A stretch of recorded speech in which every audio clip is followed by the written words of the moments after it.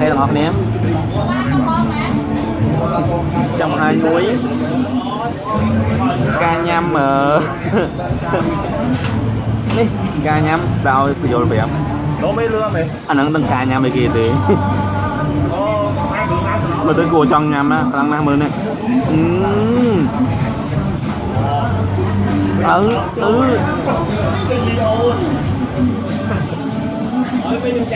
trong nhà mấy trong nhà bọc này trong nhà mấy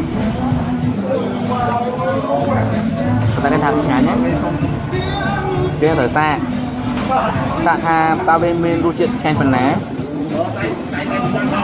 lọ tiếng vỡ nữa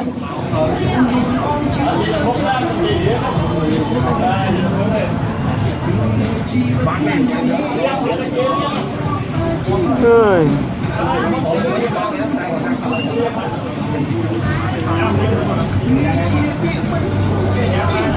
ok lấy sạn nhân ngọt đi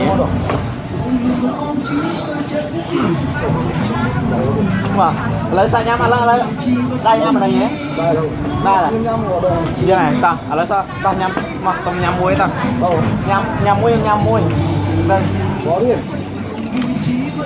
nhâm muối chú một đợi luôn đi tới rồi đợi luôn đi nào ok đợi này can muối Ở mà đi một.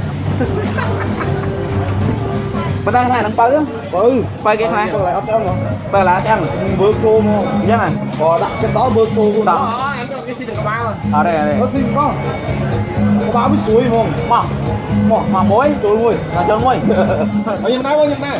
tỏ Ui, tao muối ôi lúa đây trời lắm anh nói cái gì lúa chắc này muối trôi muối quý vậy